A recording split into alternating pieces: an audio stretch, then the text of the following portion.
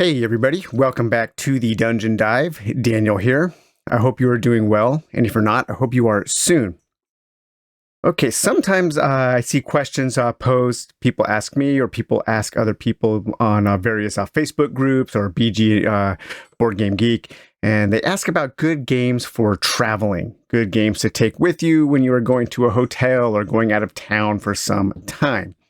Usually when people ask me that, my response is usually to load up some games on your phone or your tablet because everybody usually brings their phone or tablet with them. And there are so many great fantasy, adventure, and dungeon crawl games available on iOS and Android and all of those. So that's my usual answer.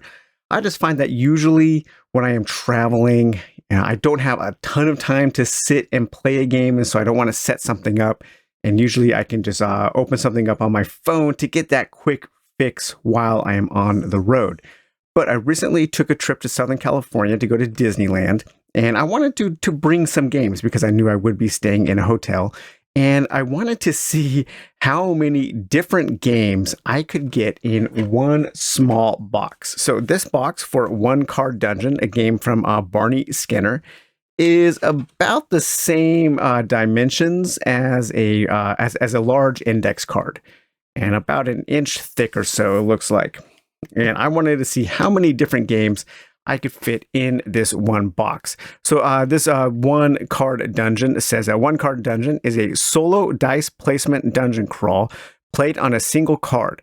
Fight through 12 increasingly challenging levels to reach the final prize, the Scepter of MacGuffin, the MacGuffin there.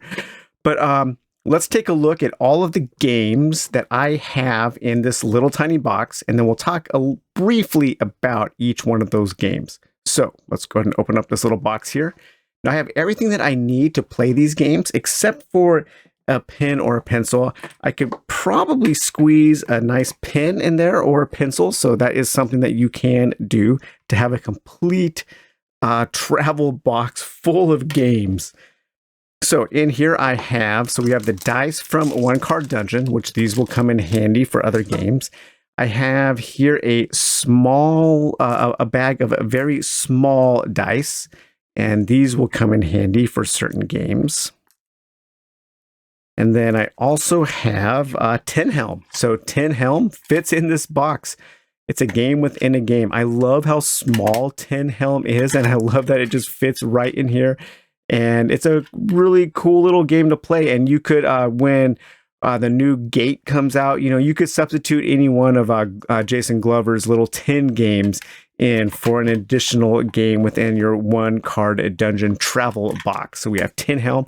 This is a game that I have taken a look at before, so we probably won't spend a lot of time looking at that.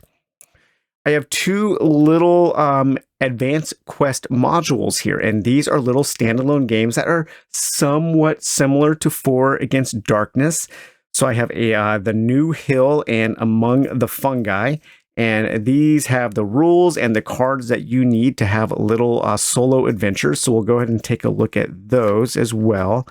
I have a few index cards folded up to keep track of character pages for certain games and any kind of notes or any kind of dungeons I need to draw there. And then we have a copy of the business card Dungeon Dive, and that is created by Melv there. Business card Dungeon Dive. I have the rules here on how to play, so in case you forget how to play, but I have those printed out and folded. Now you could print this out smaller because this is called the Business Card Dungeon Dive, but I cannot read the text when it is printed any smaller than this. So mine is kind of a index card Dungeon Dive. So we've got that game in there. And then finally, we have the game of whose box we are using, and that is One Card Dungeon. So we have the instructions, we have the One Card Dungeon, and we have our character cards there for the game. So within this small game box, I have 1, 2, 3, 4, 5 complete games with dice and everything that I would need to play each one of these games. So now we're going to spend the rest of the video just kind of taking a little bit of a detailed look at each one of these. Okay, so the first game we'll take a look at is the game that comes in the box that we are using for this experiment, and that is One Card Dungeon. One Card Dungeon is a simple little dice placement puzzle game with a dungeon diving theme. I don't think you're going to get a grand sense of adventure or exploration from this game, but that's not really the point of these small travel games. These are kind of meant to be just quick and easy ways to unwind after a day of sightseeing, a day of traveling, or a day of taking meetings at a hotel convention center. So in this game, you can choose to play a number of heroes. Each hero has a certain power, and so that is really you're picking what kind of power you want to have in the dungeon. You can be a paladin, you can be a ranger, you can be a barbarian, or a wizard. I do really like the pixel art that is used on these heroes. I would like to see a bigger game using this kind of pixel art. It's very nicely done. But in the game, you are going to be playing a dungeon crawl on one card. And this is a dungeon crawl puzzle game. And you will go through levels 1 through 12. And each side of the card represents a certain monster that you are going to be fighting in that level. For instance, level 1, you will be fighting spiders. And the spiders will have 2 health, 5 movement, 4 attack, 4 defense, and a range of 3. And then when you go to level 2, you will be fighting skeletons with 3 health, with a range of 4, an attack value of 5, a defense value of 4, and a range of 4. And then you will go on to level 3, which are these orcs, and so on, all the way up through level 12 here, which is this final kind of like demon boss that you will be facing off against. And then on the face of the card, you will find the numbers that correspond to the level you are on, and that's where the enemies are going to be placed. And so what you do is you start off with your character's stats that are shown by these dice values below the monster stats. So you start with a base movement of 1, a base attack of 1, a base defense of 1, and a base range of 3. The monsters, you find the pips that represent their health. So here the spiders would be a health of 2, and you place those on the numbers that correspond to the level you are on. So here we are facing 2 level 1 spiders.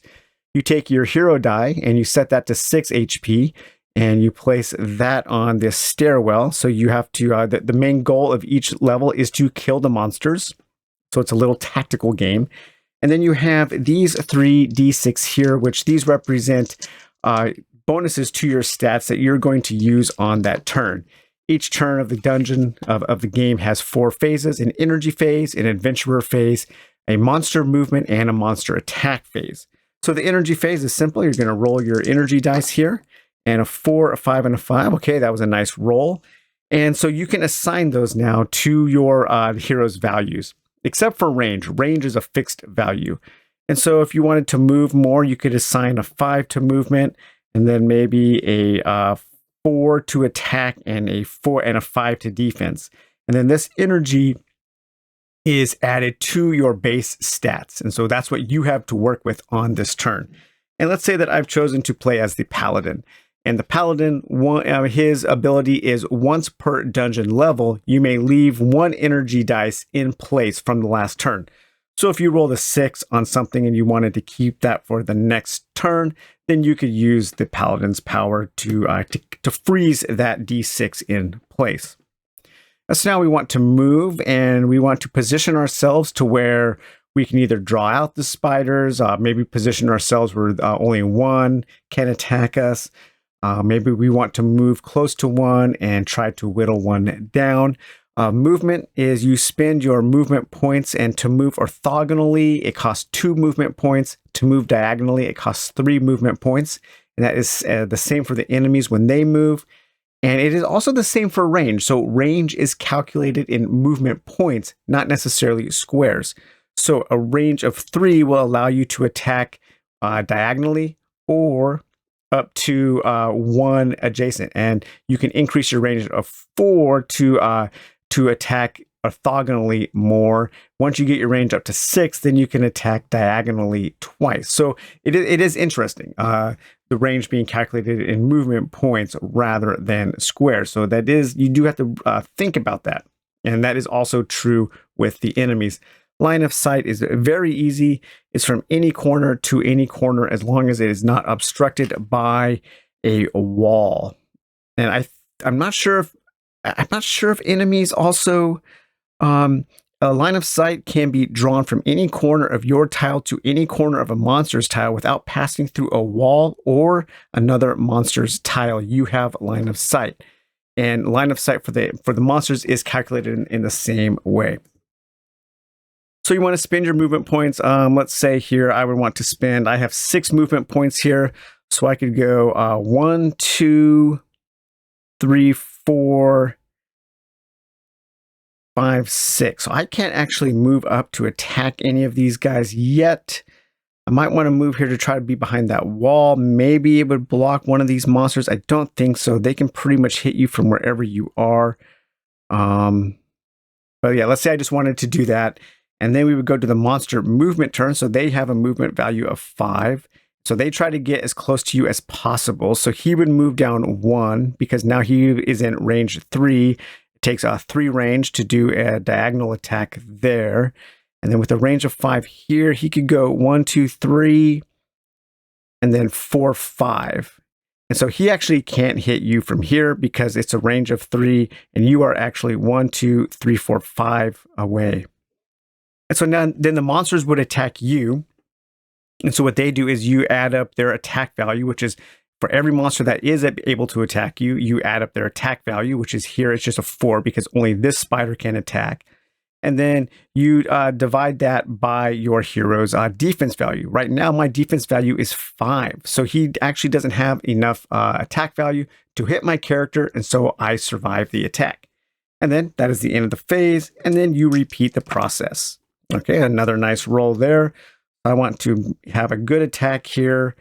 And then you can do that. And then you attack the same way with the monsters is you add up your total. And for each, and then you divide the attack, the defense value of the monster, and always round down. And so then I would do 1 point of damage to this spider because I have an attack value of 6 here, and they have a defense value of 8. If I was somehow able to get my attack value up to 8, then I could do 2 points of damage to these spiders. So to do 1 point of damage, you just flip that over to the next pip. And that shows that that spider has 1 more point of damage. So after you defeat all the monsters, you have completed that level of the dungeon. And then you have the opportunity to level up. To level up, you can add 1 to any of your stats, or you can fully heal back up to 6 hit points. And so that is another kind of decision point in the game. To the economy of action points is pretty tight, especially with the way that range and movement is calculated. And so just getting 1 additional pip in that skill can really help a lot in doing more damage or getting at least like 1 better defense or 1 more square of movement or something like that. And it is really nice to also be able to level up, but you have to choose one or the other. You can't do both. The game is very puzzly. It is, I find it, me as the kind of gamer I am, pretty difficult. I think I've only gotten up to level 6 or 7. I think level 6. I don't even know how to survive so long to get to level 12. But it's pretty tactical. There's some good decisions to make when you're on the map. Good decisions to make about how you are going to level up. And having this variability of your energy allows you to, sometimes you have to think about getting out of bad luck, and sometimes the luck is in your favor. But there does seem to be quite a bit of skill involved in how you are manipulating the dice on the table, and also in how you have chosen your hero's power. So we went over the paladin already. Then we have the wizard here. So once per dungeon level, you may re-roll all energy dice. The ranger is once per dungeon level. You may assign a die to range instead of movement. That's kind of nice. And the barbarian, once per turn, you may choose to re-roll all dice when on 1 health. All right, so that was a look at One Card Dungeon. Next up, we're going to take a real quick look at Tin Helm. Okay, so Tin Helm is a game that I've already reviewed in detail. It is a game I like a lot. It packs a lot of game into this tiny box, but it's always good to take a look at Jason Glover's games again, just because of all the great art. And as a reminder, if you like Jason Glover's art and you want to support the Dungeon Dive, he has made a custom t-shirt design for the Dungeon Dive, and that is available on TeePublic. So I will post a link to that page, so if you want to grab a t-shirt. But yeah, Tin Helm is a perilous solo micro quest designed by Jason Glover. And this says that the Brotherhood of the Red Cloth long made their home deep in the abandoned mines of the Black Mountains. But a sickness came upon them as they delved too deep, and their minds have been twisted and their attention has shifted to creating wicked evils. Darkness now lives here, and only a true hero can cure the madness that has consumed all. So we'll just take a real quick look at what you get, and I'll make sure to post a link for my detailed video. But in Tin Helm, you will get a couple of D6 that you need. I always like to just dump everything out in the lid. This makes getting things out a little bit easier there. So you have all of your cards. You have a little meeple here to keep track of your character's progress. You have some other plastic cubes here to keep track of some stats. And you have your 3 gems here that you are trying to get to win the game. And then in the game, in the box here, you have some small cards and some large cards.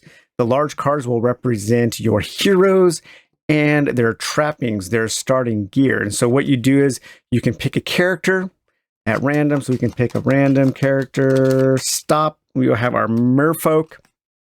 And then the merfolk will use a marauder. So I have a marauder merfolk. And so that gives me my character and what they have and their beginning stats. So a really nice mix of the way that you use character and their class and item cards.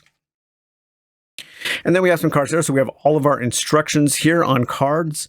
We have 1, 2, 3, 4, 5, 9, 10, 12, 13, 14 14 pages of rules across these cards here. It's a very easy game to learn, and I think the rules do a good job. And it's super simple. It's a super simple game. Nothing to stress out about there. And then you have these black cards here, which these will have on the other side. They will have your various stats, such as favor. You will have your energy, your food, the level of the dungeon you are on, monster health, and your hero's health. And then you have a couple of information cards for when you visit the campsite, the shrine, and the labyrinth, as well as the grove, the pigman, and the altar. And then on the smaller cards here, you will have your basic enemy and dungeon cards and item cards. So there are a number of different enemies in the game, all with great art here, such as the Possessor, the Wraith, the Skelipede, Dark Rats, the Doom Skull, the Mimic, the Spider, and the Watcher. And then we have a bunch of different items here that you can pick up. And these are double-sided, so you have daggers and maces, toolkits and scrolls, potions, books and axes. And then you also have some loot here, such as shields, symbols, turnips, wedges, swords, potions, and a net. And then here we have our various dungeon cards. And on the backs of these dungeon cards are going to be the various things that we are going to find in these rooms, such as the enemy, special locations that we can find that will correspond to these large white cards, perhaps some loot and some traps. And so you will be mixing and matching these to have different types of dungeon layouts and different types of encounters in each of the rooms. And the goal is to find your 3 gems by the end of the game in order to stop the cultists doing whatever it is that cultists do. But yeah, Tin Helm, great game, highly recommended. It does pack a lot of game into this tiny little box. It probably, by size, might have like the most game packed in the tiniest box. And I love that it's so small that it easily fits in the other one card dungeon box. Really well designed. And I'm looking forward to getting Gate, which was recently crowdfunded on the Game Crafter. I've never played that, and I've heard it's pretty good as well. So that could be a game that you could swap in for Tin Helm to add some variety to your small micro dungeon crawl travel kit. Okay, next up in our box of travel dungeon dives, we will be taking a look at Business Card Dungeon Dive by Melv. And this says you are an adventurer traveling through the realm.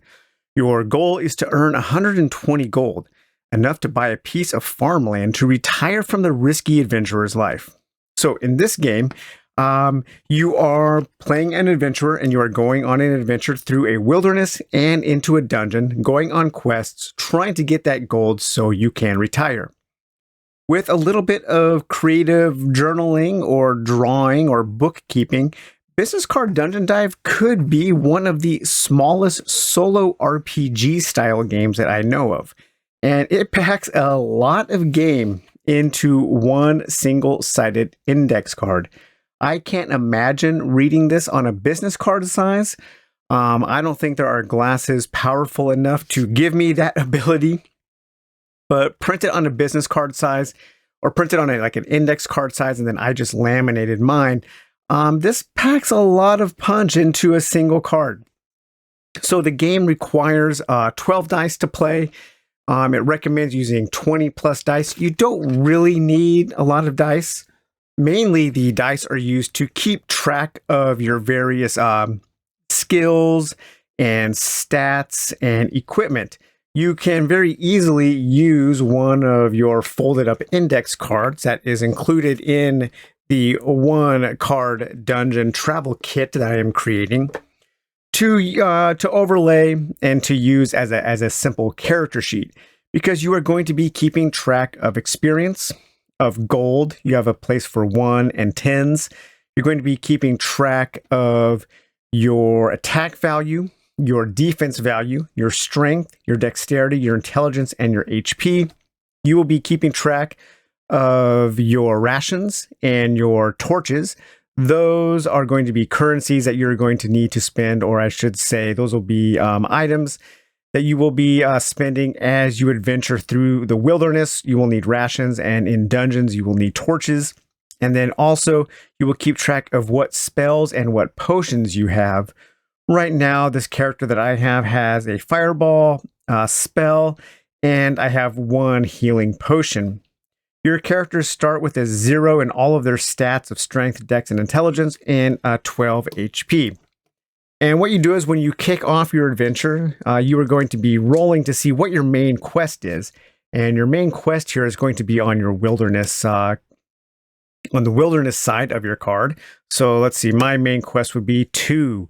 My main quest is to deliver. So I have to pass 3 NPC tests. So you can meet NPCs along the way, and each of the NPCs will have a certain stat that you will have to test in with intelligence, dexterity, intelligence, strength, or dexterity. So I need to meet 3 of these NPCs and probably deliver them back to the theme would be I'm delivering them, I'm escorting them to maybe a settlement or something like that.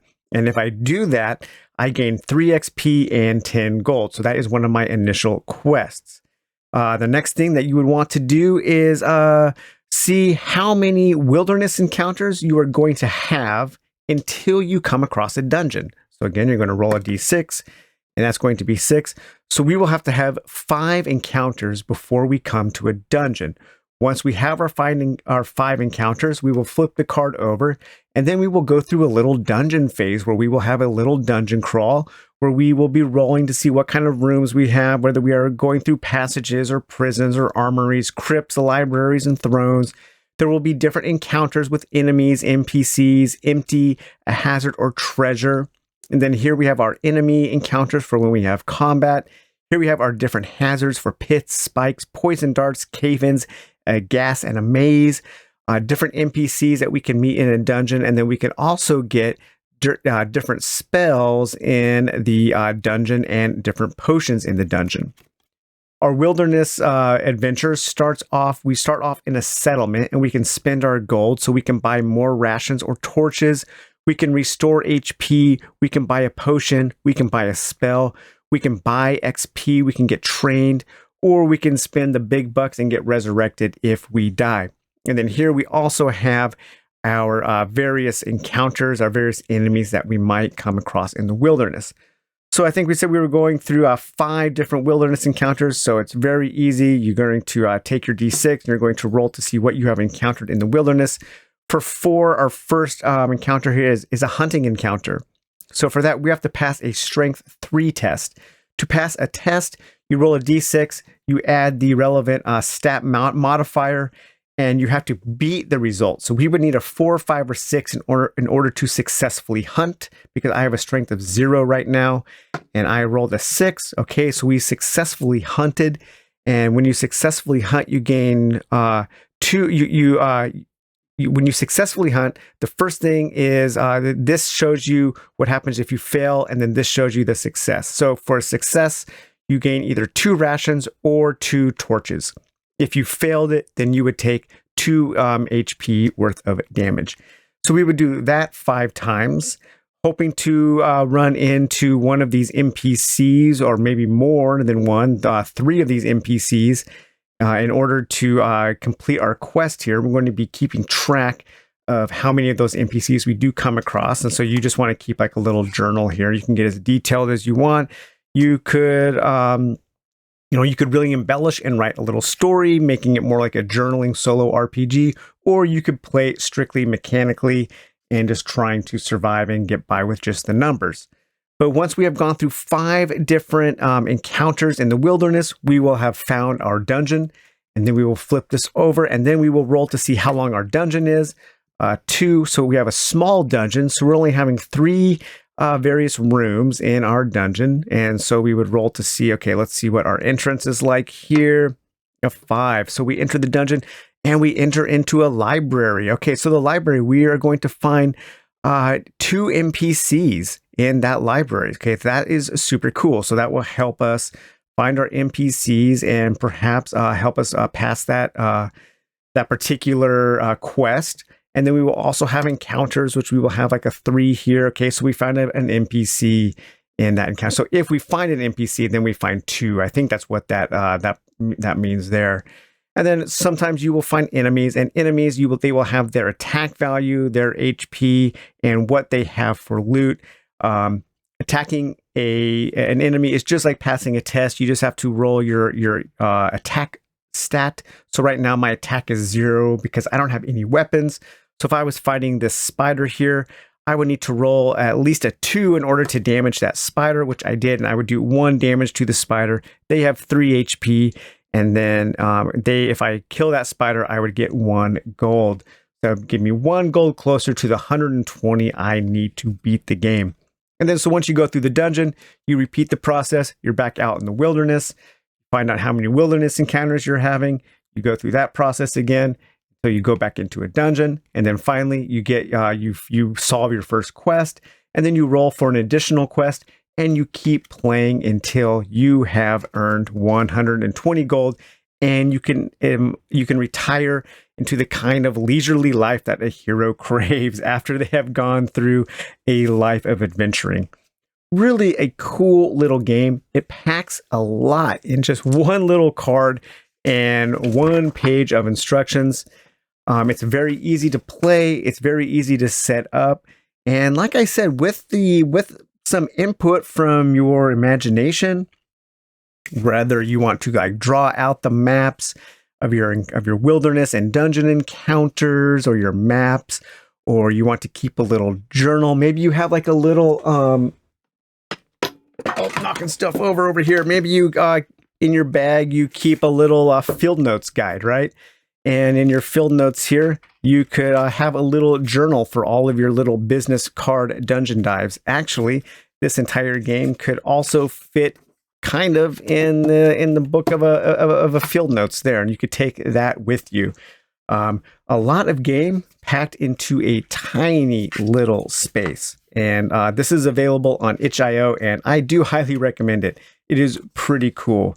I think it's kind of a whole solo RPG stripped down to its just bare necessities, a pure reduction of most of the things that we like in these kinds of games. Okay, and the final game we're going to take a look at today is C.C. Chamberlain's Advanced Quest.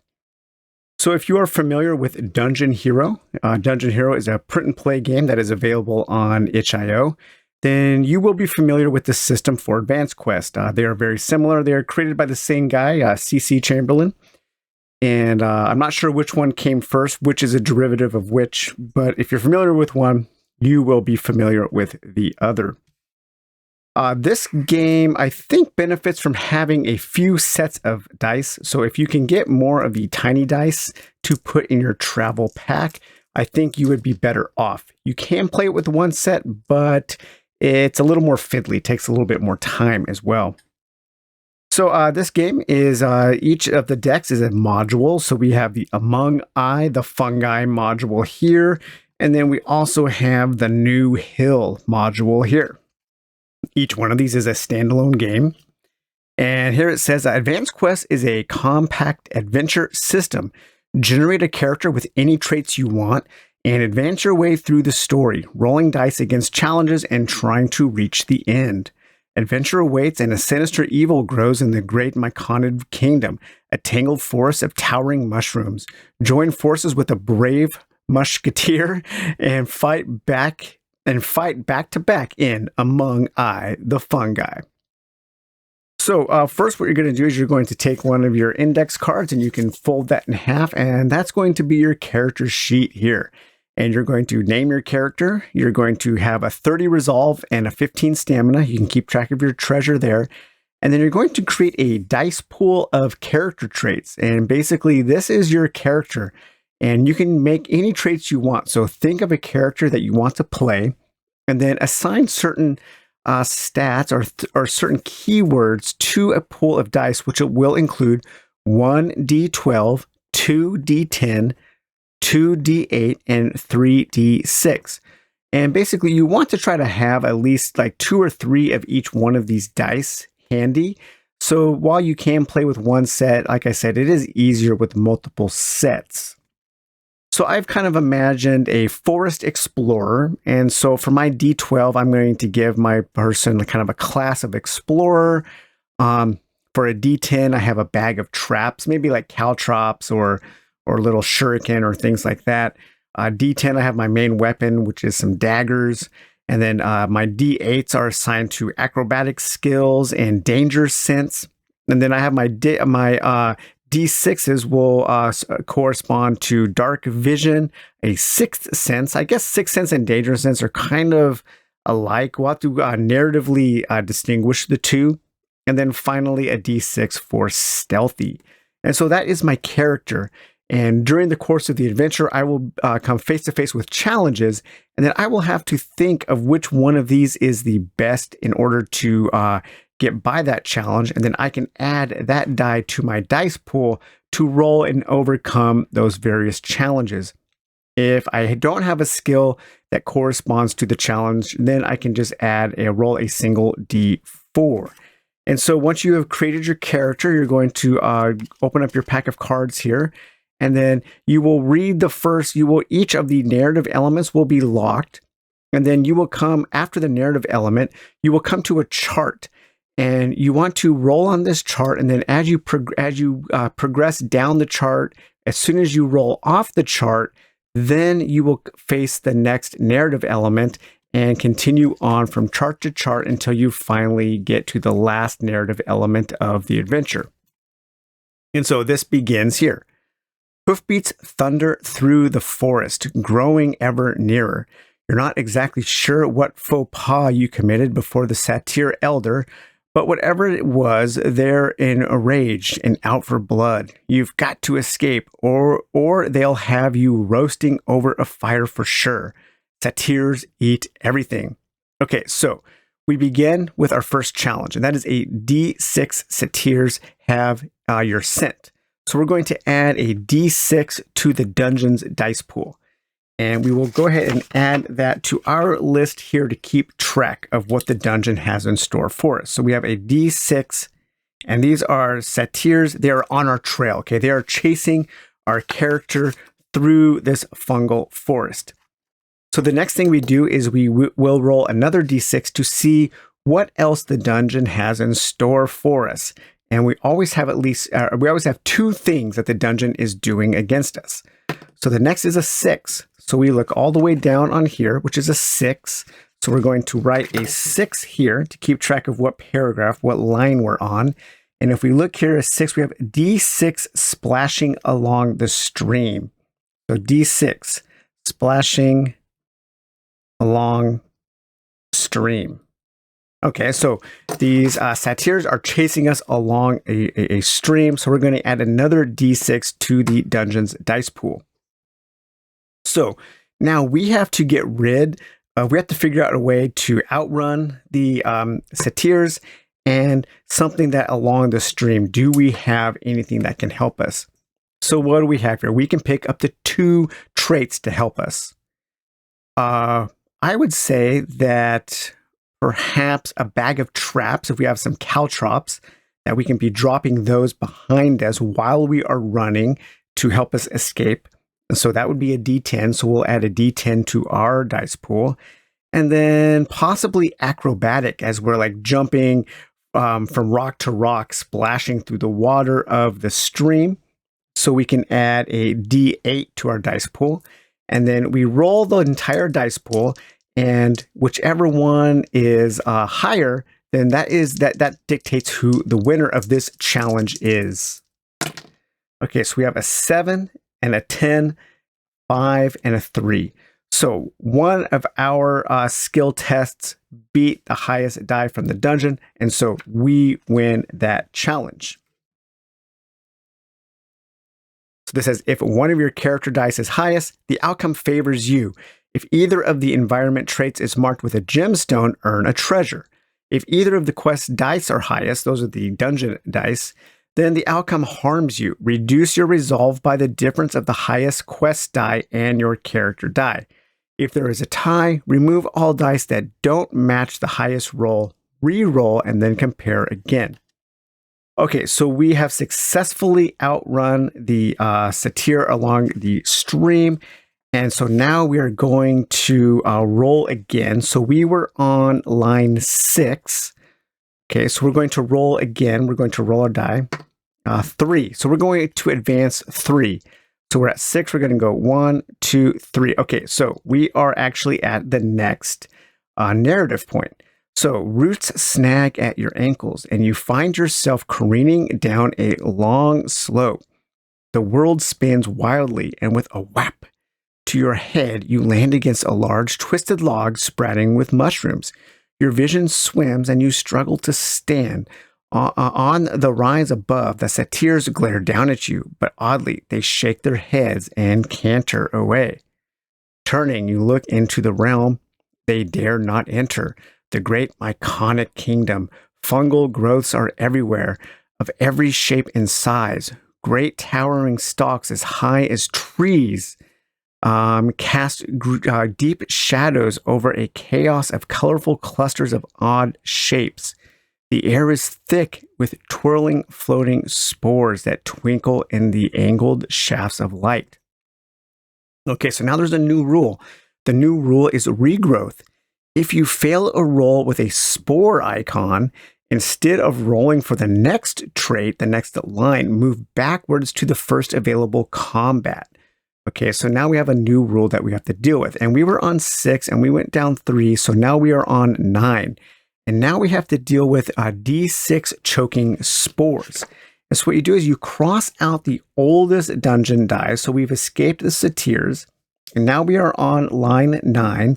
And we have D6 choking spores. So now we have to, we're still splashing along a stream. And now we have to deal with D6 choking spores. So now we can see if we have anything that might help us with our tests here. I think the acrobatic skill will still apply because that is, we're still moving along the stream. But I don't think I have really anything that would help with the choking spores. I don't have anything that deals with poison or with nature. And so I would just add the D4 to this dice pool. And now I roll for this challenge again, and I see which is highest. And well, the dungeon totally won that one. So I would take some damage, and then I would continue rolling until you move down each line of the dungeon, getting to the next stopping point, and you keep continuing down each encounter, reading each of the narrative points as you work your way through the quest. And there are two of these. There are among the fungi. And then we also have here, we have the New Hill, which the New Hill here is the quiet village of Berryside isn't known for adventure, but that's about to change. Steel yourself to face the mysterious threat that dwells inside the New Hill. And this is exactly the same kind of game, but it just has a different theme and some different kinds of challenges to overcome. So this game kind of challenges you, the player, to come up with creative ways to use your skills with some detailed note keeping and journal entering.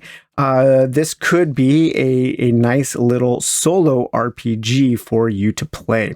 Okay, so there are a lot of options now for small games to put in a small box to travel, to have travel dungeon diving fun. Today, we took a look at One Card Dungeon, which fits back into its box here. We took a look at Business Card Dungeon Dive. So you have your instructions there, and you have your actual Dungeon Dive and Wilderness Adventure card there. We took a look at CC Chamberlain's Advanced Quest, two games of that, Among the Fungi and the New Hill there. And then we also have Tin Helm to put in there. We have our dice that came with One Card Dungeon, and our small bag of dice that came with, I can't remember what I got that with, the daily quest calendar, the personal calendar. We can even fit a nice small pin in there. And yeah, everything just fits perfectly within this box for One Card Dungeon. And we have 5 little travel games that we can play. However, what would I rather take? This box filled with those 5 games, or my Nintendo Switch, which is absolutely overflowing with great RPGs and Metroidvanias and dungeon crawls? I'm not sure. I think it would depend on what I'm looking for. Maybe it would depend on what I was doing on this trip. If I was camping and didn't have access to a recharge station or something, then this would definitely be something that I would think about picking. Or you could even pack a couple little books of 4 Against Darkness. There are a lot of options now for small games that really do offer us a lot of what we look for in our big games. And it's something that I talk about a lot on this channel is games that come in small boxes that offer up a lot. If I was just going away for a couple days and I was staying in an Airbnb or a hotel or something, then I would probably opt to take the Switch, which is jam-packed with a lot of fantastic games. But I did want to try to see how many little travel games I could get into a small box, and I was pretty happy with my options. The options that I chose have different kinds of gameplay. We have like really puzzly games.